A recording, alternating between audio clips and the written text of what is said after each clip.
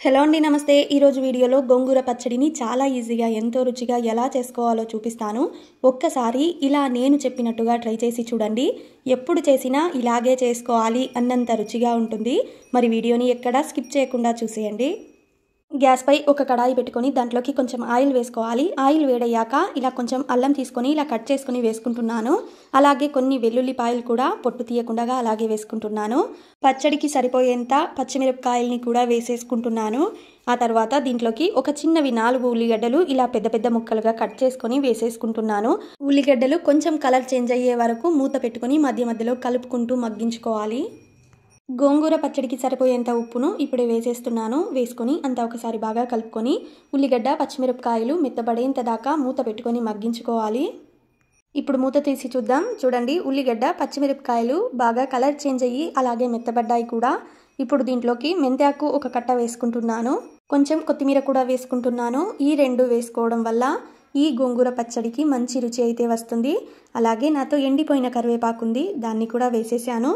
వేసుకొని గోంగూర కూడా వేసేస్తున్నాను.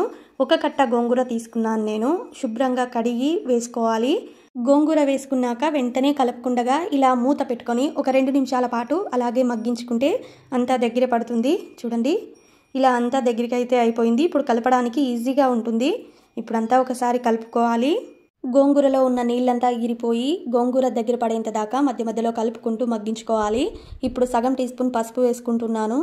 చూడండి, గోంగూరలో ఉన్న నీళ్ళంతా పూర్తిగా ఎగిరిపోయి గోంగూర మొత్తం దగ్గర పడింది కదా.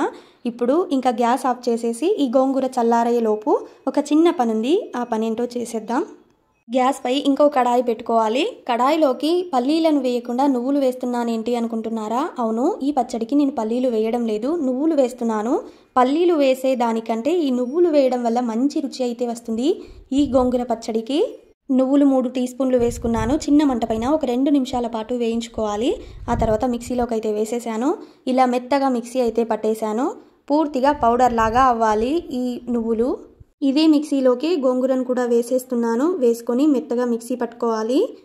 వీడియోని పూర్తిగా చూసే ముందు వీడియోకి ఒక చిన్న లైక్ ఇవ్వండి. మీరు లైక్ చేయడం వల్లే నా వీడియో చాలా మందికి అయితే వెళ్తుంది. ఇంకా అంతే, గోంగూర పచ్చడి అయితే రెడీ అయిపోయింది. చూడండి, చూస్తుంటే నేను ఊరుతుంది కదా. ఇప్పుడు నేను గోంగూర పచ్చడిని వేరే గిన్నెలోకి మార్చుకొని తాలింపు కూడా పెట్టేస్తున్నాను. ఆయిల్ వేసుకొని ఆవాలు జీలకర్ర వేసుకోవాలి. కొంచెం ఉద్దిబ్యాలు వేసుకున్నాను. కొంచెం కరివేపాకు వేసుకొని తాలింపు అయితే పెట్టేశాను. చాలా అంటే చాలా రుచిగా ఉంటుంది.